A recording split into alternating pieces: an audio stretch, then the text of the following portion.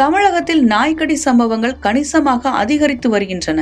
2025 மட்டும் லட்சக்கணக்கானோர் பாதிக்கப்பட்டுள்ளனர். மேலும் ராபிஸ் நோய் பாதிப்பால் பலர் உயிரிழந்துள்ளனர். நாய்க்கடிகள் அதிகம் பதிவாகும் மாநிலங்களில் நாட்டிலேயே தமிழகம் 2வது இடத்தில் உள்ளது என தகவல்கள் சொல்லுகின்றன. இதில் திருவண்ணாமலை மாவட்டத்தில் மட்டும் நடப்பாண்டில் 10,479 பேர் நாய்க்கடியால் பாதிக்கப்பட்டுள்ளனர். இதுவரை 3 பேர் ரேபிஸ் நோய் தொற்றால் உயிரிழந்துள்ளனர். இந்நிலையில் நேற்று ரேபிஸ் நோயால் பாதிக்கப்பட்ட விவசாயி ஒருவர் சிகிச்சை பலனின்றி உயிரிழந்துள்ளார். இது குறித்து இந்த பதிவில் விரிவாக பார்க்கலாம்.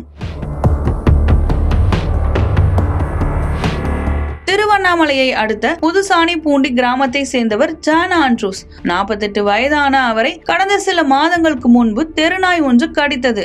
ஆனால் அது தொடர்பாக எந்தவித முதலுதவியும் மருத்துவ சிகிச்சையும் எடுக்காமல் விவசாயி காலம் தாழ்த்தி வந்துள்ளார். பின்னர் அவரது உடலில் சில மாற்றங்கள் நிகழ்வதை உணர்ந்த அவர் கடந்த 8ஆம் தேதி கொளக்குடி ஆரம்ப சுகாதார நிலையத்தில் சிகிச்சைக்காக சென்றுள்ளார். ஆனால் அங்கு போதிய வசதி இல்லாததால் உடனே மேல் சிகிச்சைக்காக திருவண்ணாமலை அரசு மருத்துவக் கல்லூரி மருத்துவமனைக்கு அழைத்து செல்லப்பட்டார். அங்கு மருத்துவர்கள் அவருக்கு சிகிச்சை அளிக்கப்பட்ட நிலையில் ராபிஸ் நோய் தொற்று அவருக்கு இருப்பது உறுதி செய்யப்பட்டது.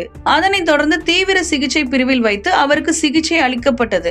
ஆனால் சிகிச்சை பலனின்றி நேற்று காலை விவசாயி பரிதாபமாக உயிரிழந்தார். இந்நிலையில் இது குறித்து திருவண்ணாமலை மாவட்ட ஆட்சியர் க. தர்பகராஜ் செய்தி குறிப்பு ஒன்றை வெளியிட்டிருந்தார். அதில் ரேபிஸ் நோய் என்பது வைரஸ்னால் நரம்பு மண்டலத்தை பாதிக்கும் ஓர் உயிர்கொல்லி நோயாகும் என்றும் நாய் கடித்தால் முதல் நாள் முதல் 20 வருடங்களுக்குள் எப்போது வேண்டுமானாலும் வெறிநாய் என்கிற ரேபிஸ் வெளிப்படலாம் என்றும் நாய் கடித்தால் பதட்டமே அடையாமல் கடித்த இடத்தை சுத்தமான தண்ணீர் சோப்பு போட்டு 10 முதல் 15 நிமிடங்கள் வரை நன்றாக கழுவி நாயின் வாயில் இருந்து பரவும் பாக்டீரியாக்கள் மற்றும் வைரஸ்களை நீக்கிவிட வேண்டும் என்றும் குறிப்பிட்டிருந்தார். அத்துடன் உடனடியாக அருகில் உள்ள அரசு ஆரம்ப சுகாதார நிலையம் அல்லது அரசு மருத்துவமனைக்கு சென்று நாய்க்கடி தடுப்பூசி கட்டாயம் போட்டுக்கொள்ள வேண்டும் என கேட்டுக்கொண்டார்.